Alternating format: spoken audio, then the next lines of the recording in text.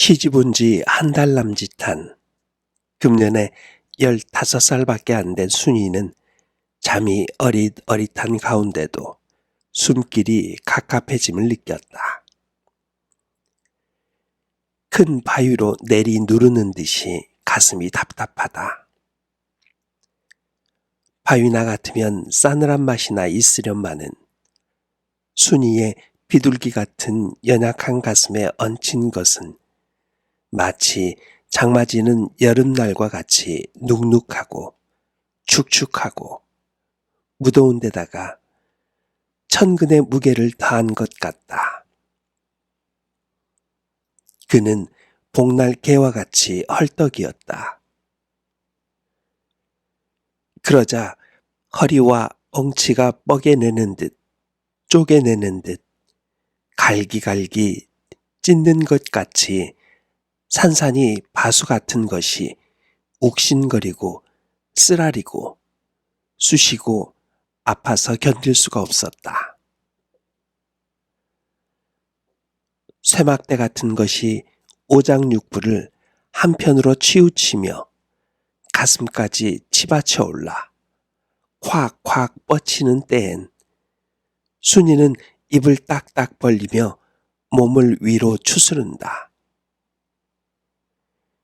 이렇듯 아프니 적이나 하면 잠이 깨련만 온종일 물이기 절구질하기 물방아 찢기 논에 나간 일꾼들에게 밤나르기에 더할 수 없이 지쳤던 그는 잠을 깨려야 깰 수 없었다. 그렇다고 그가 혼수 상태에 떨어진 것은 물론 아니니 이러다가 내가 죽겠구먼. 어서 잠을 깨야지 하면서도 풀칠이나 한 듯이 죄어붙는 눈을 뜰 수가 없었다. 흙물같이 텁텁한 잠을 물리칠 수 없었다.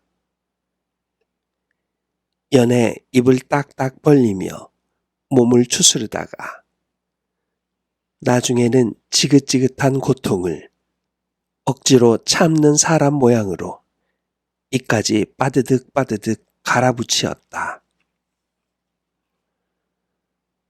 얼마만해야 무서운 꿈에 가위 늘린 듯한 눈을 어렴풋이 뜰 수 있었다. 제 얼굴에는 소뚜껑 모양으로 덮은 남편의 얼굴을 보았다.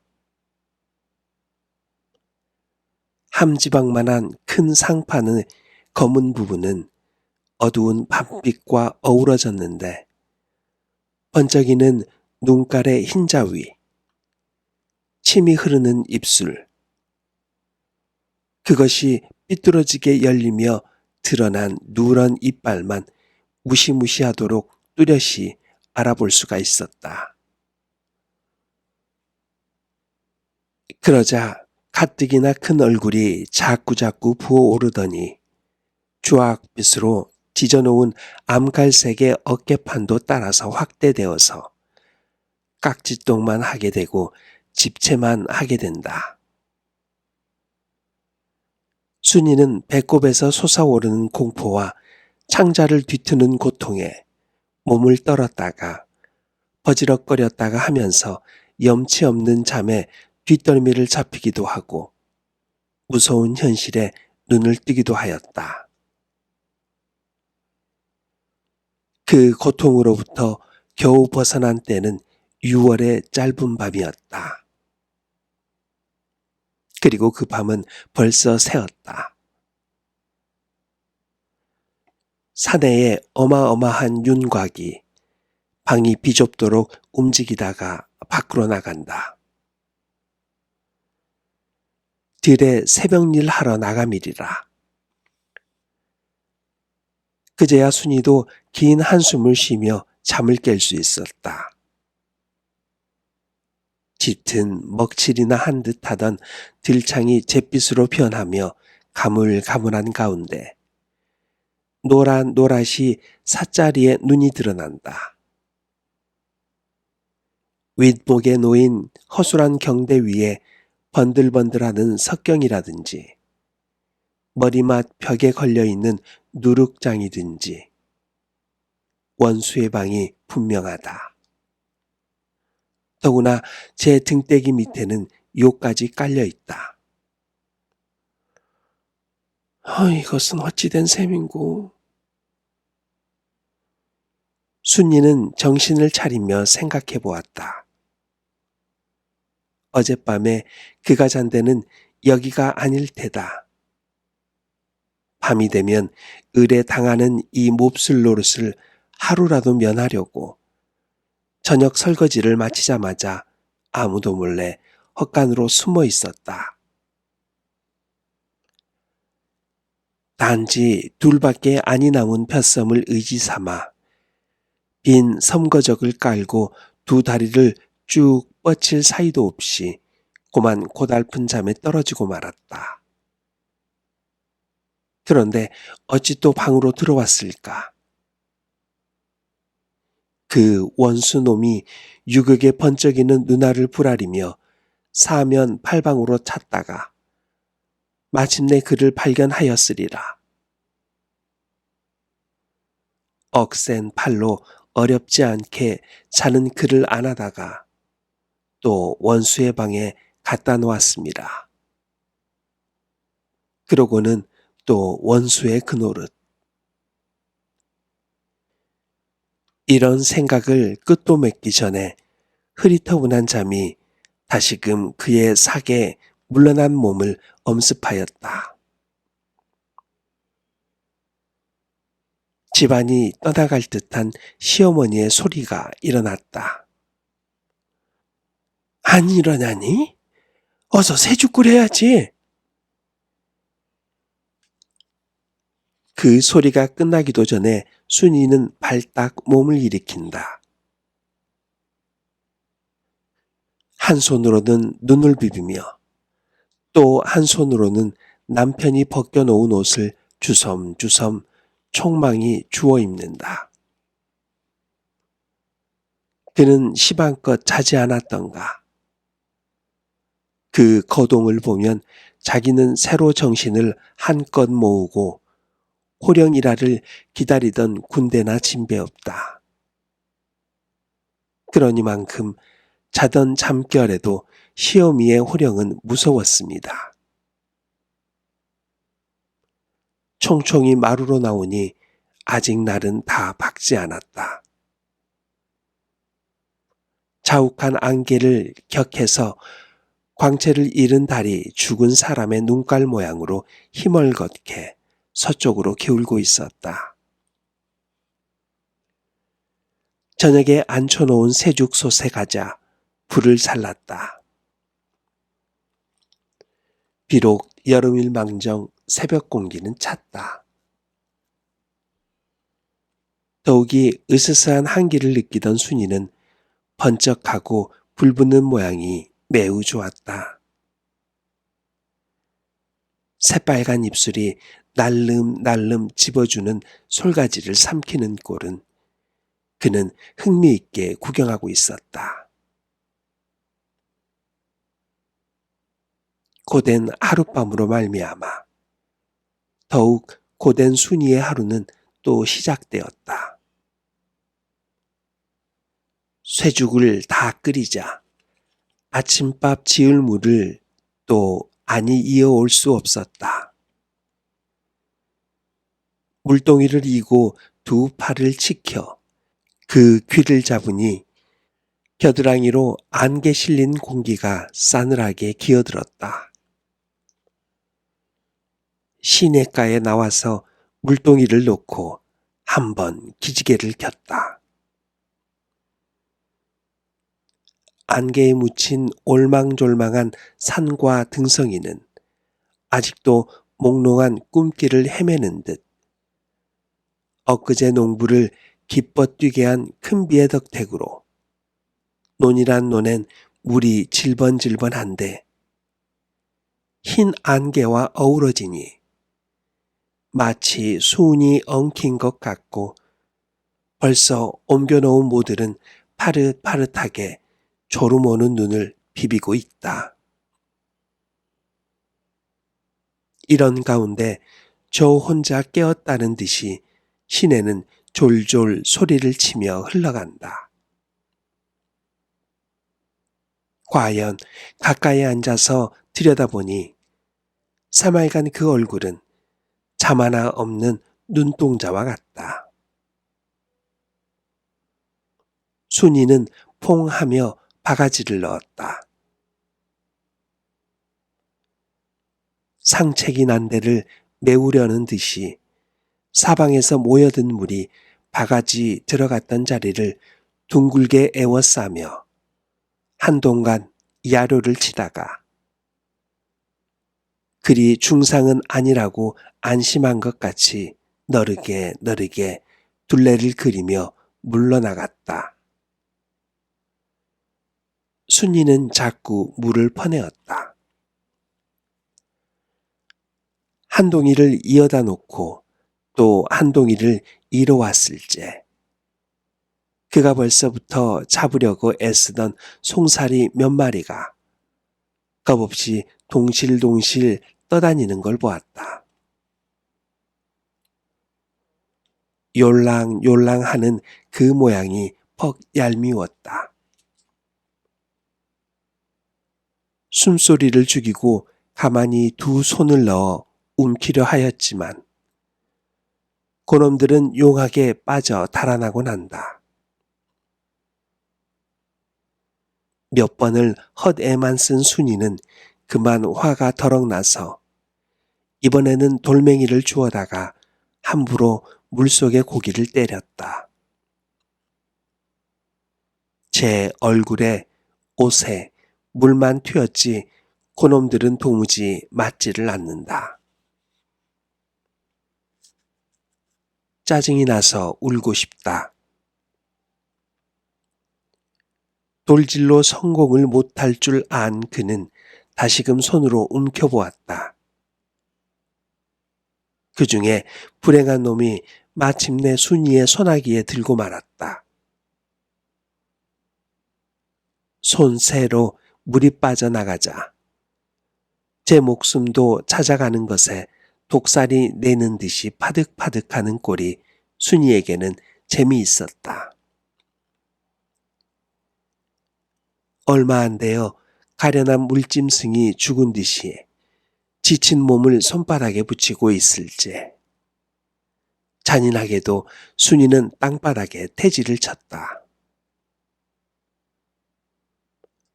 아프다는 듯이 꼼지락하자 꼬만 작은 목숨은 사라졌건만. 그래도 아니 죽었거니 하고 순이는 손바닥으로 건드려 보았다. 그래서 일순간 전에는 파득파득하고 살았던 그것이 벌써 송장이 된 것을 깨닫자 생명 하나를 없앴다는 공포심이 그의 뒷덜미를 쳤다. 그 자리에서 곧 송사리의 원혼이 날 듯 싶었다. 갈팡질팡 물을 깃고 돌아서는 그는 누가 뒤에서 머리카락을 잡아당기는 듯하였다. 눈, 코를 못 뜨게 아침을 치르자마자 그는 또 보리를 찧어야 했다. 절구질을 하노라니 허리가 부러지는 것 같다. 무거운 절구에 끌려서 하마터면 대가리를 절구통 속에 찌을 뻔도 하였다. 팔이 떨어지는 것 같다. 그래도 그는 깽깽하며 끝까지 절구질을 아니할 수 없었다. 또 점심이다. 부랴부랴 밥을 다 지어서는 모심기 하는 일꾼에게 밥을 날라야 한다. 거기는 자기 남편도 끼어 있었다. 국이며 밥을 잔뜩 담은 목판이 그의 정수리를 내리누르니 모가지가 자라에 그것같이 움츠러지는 것은 물론이려니와 키까지 쫄아든 듯 하였다.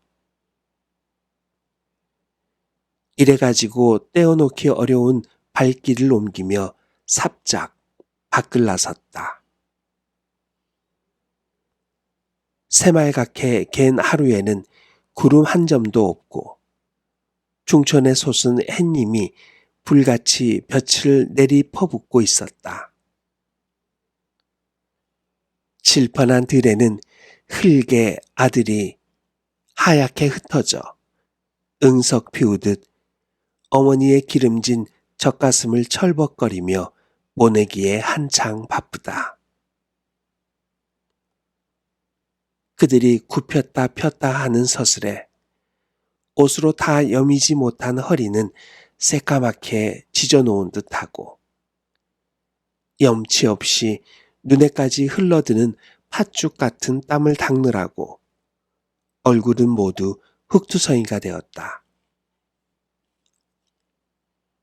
그래도 한시라도 속히 한 폭이라도 많이 옮기려고 골똘한 그들은 뼈가 휘어도 괴로운 한숨 한 번 쉬지 않는다.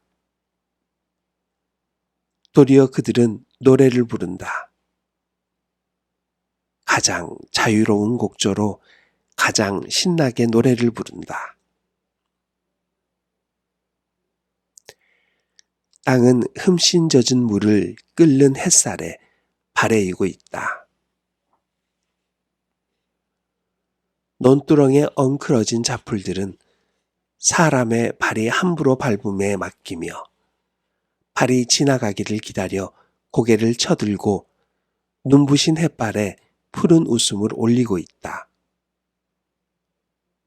거기에는 굳세게 힘있게 사는 생명의 기쁨이 있고 더욱 삶을 충실히 하려는 든든한 노력이 있었다. 간단히 말하자면 건강이 넘치는 천지였다. 불건강한 물건의 존재를 허락하지 않는 천지였다. 이 강렬한 광산의 바다. 싱싱한 공기를 마시기엔 순이의 몸은 너무나 불건강하였다. 눈이 핑핑 내둘리며 머리가 어찔어찔하다. 온몸을 땀으로 미역 감기면서도 으쓱으쓱 한기가 들었다. 빗물이 고인 데를 건너뛰려 할제 물속에 잠긴 태양이 번쩍이자 그의 눈앞은 깜깜해졌다. 문득 아침에 제가 죽인 송살이란 놈이 퍼드득하고 내달리며 방어만치나 어마어마하게 큰 몸뚱아리로 그의 가는 길을 막았다. 손으로 외마디 소리를 치며 몸을 빼쳐 달아나려고 할제 그는 고만 무엇인지 분간을 못하게 되었다. 누가 저의 머리채를 잡아서 회술레를 돌리는 듯한 느낌이었다. 그럴 사이에 그는 벼락치는 소리를 들은 채 정신을 잃었다. 한참 만에야 순이는 깨어났건만 본 정신이 다 돌아오지는 않았다. 어리둥절하게 눈만 멀뚱거리고 있는 사이 점심밥을 이고 나가던 일, 너른 들에서 눈을 부시게 하던 햇살, 길을 막던 송사리 생각이 차례차례 떠올랐다. 그러면 이고 가던 점심은 어떻게 되었는가 하면서 후이 사방을 둘러볼 겨를도 없이 그는 외마디 소리를 치며 몸을 솟아쳤다.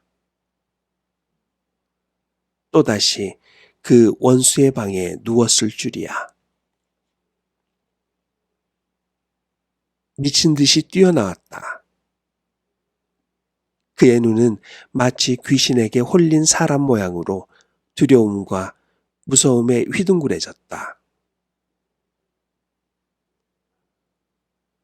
마당에 널어놓은 밀을 고무래로 젓고 있는 시어머니는 뛰어나오는 며느리에게 날카로운 시선을 던지었다. 국과 밥을 모두 못 먹게 만든 것은 그만두더라도 몇 개 아니 남은 그릇을 깨트린 것이 한없이 미웠으되 까무러치기까지 한 며느리를 일어나는 마트에 나무라기는 어려웠음이리라. 인제 정신을 차렸느냐? 왜? 더 누워서 조리를 하지. 방정을 떨고 나오니 어서 방으로 들어가서 좀 누워 있으려무나.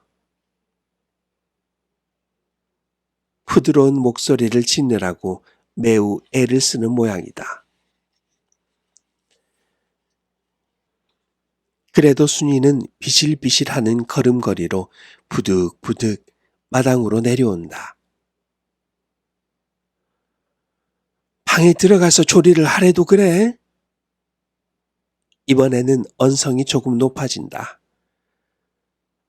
싫어요. 싫어요. 괜찮아요. 순이는 다시 방에 들어가기가 죽기보다 싫었다. 또 거분거분 말을 안 읽고 억지를 부리는군.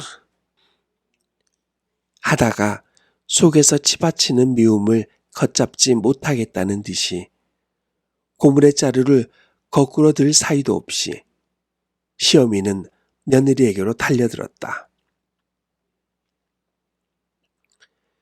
요 방정 맞은 년 같으니 아니 어쩌자고 그릇을 다 부수고 아실랑 나오는 건 또 뭐야? 요 얌치 없는 년 같으니 아이 저번 작에서 산 사발을 2개나 산산조각을 만들고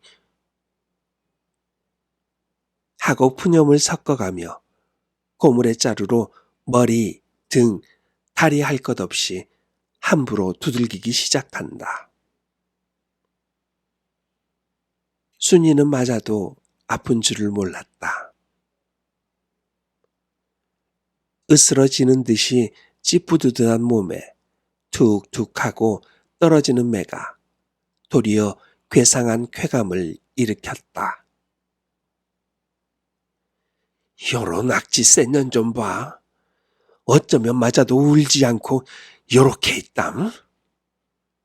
하고 한참 매질을 하다가 스스로 지친 듯이 고무래를 집어 던지며 여년 보기 싫다. 어서 부엌에 가서 저녁이나 지어. 순이는 또 시키는 대로 부엌에 들어가서 밥을 안 쳤다. 그럭저럭 하루 해는 저물어 간다. 으슥한 부엌은 벌써 저녁이나 된 듯이 어둑어둑해졌다. 무서운 밤, 지겨운 밤이 다시금 그를 향하여 시꺼먼 아가리를 벌리려 한다. 해질 때마다 느끼는 공포심이 또다시 그를 엄습하였다. 번번이 해도 번번이 실패하는 밤. 피할 궁리로 하여 그는 좁은 가슴을 쥐어뜯었다. 그럴 사이에 그 국리는 서지 않고 제 신세가 어떻게 불쌍하고 가엾은지 몰랐다. 수백 리 밖에 부모를 두고 시집 온 일, 온 뒤로 밤마다 날마다 당하는 지긋지긋한 고생. 더구나 오늘 시어머니한테 두들겨 맞은 일이 한없이 서럽고 슬퍼서 솟아오르는 눈물을 걷잡을 수 없었다. 주먹으로 씻다가 팔까지 젖었건만 눈물은 그치지 않았다. 그때였다. 누가 뒤에서 그의 어깨를 흔들었다. 순이는 무심코 돌아보자마자 간이 오그라붙는 듯 하였다. 그의 남편이 몸을 굽혀서 어깨너머로 그를 들여다보고 있지 않은가.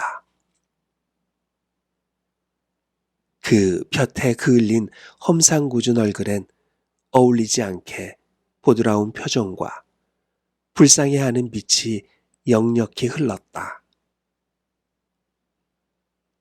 그러나 솔개에 치인 병아리 모양으로 숨 한 번 옳게 쉬지 못하는 순이는 그런 기색을 알아볼 여유도 없었다. 왜 울어? 울지 마라. 울지 마. 라고 꺽센 몸을 떨어뜨리며 위로를 하면서 그 소뚜껑 같은 손으로 우는 순이의 눈을 씻어주고는 나가버린다. 남편을 본 뒤로는 더욱 견딜 수 없었다. 가슴을 지질러서 숨길을 막는 바위, 온몸을 바스러뜨리는 쇠몽둥이, 시방껏 흐르던 눈물도 간데없고 다시금 이 지긋지긋한 밤 피할 궁리에 어린 머리를 짰다. 아니, 밤 탓이 아니다. 온전히 그 원수의 방 때문이다. 만일 그 방만 아니면 남편이 또한 그 눈물을 씻어주고 나갈 따름이었다. 그 방만 아니면 그런 고통을 줄여야 줄 곳이 없을 것이다. 고 원수의 방을 없애버릴 도리가 없을까. 입대 방을 피하려다가 뜻을 이루지 못한 순이는 이제 그 방을 없애버릴 궁리를 하게 되었다. 밥이 보그르르 하고 넘었다. 순이가 소뚜껑을 열려고 일어섰을 때 부뚜막에 얹힌 성냥이 그의 눈에 띄었다. 이상한 생각이 번개같이 그의 머리를 스쳐나간다. 그는 성냥을 쥐었다. 성냥 쥔 그의 손은 가늘게 떨리었다. 그러자 사면을 한번 돌아볼 겨를도 없이 그 성냥을 품속에 감추었다. 이만하면 될 일을 왜 여태껏 몰랐던가 하면서 그는 생글에 웃었다. 그날 밤에 그 집에는 난데없는 불이 건넌방 뒷곁 추녀로부터 일어났다. 풍세를 얻은 불길이 삽시간에 온 지붕에 번지며 훨훨 타오를 째 뒷집단 모서리에서 순이는 근래에 없이 환한 얼굴로 기뻐 못 견디겠다는 듯이 가슴을 두드리며 모로 뛰고 새로 뛰었다.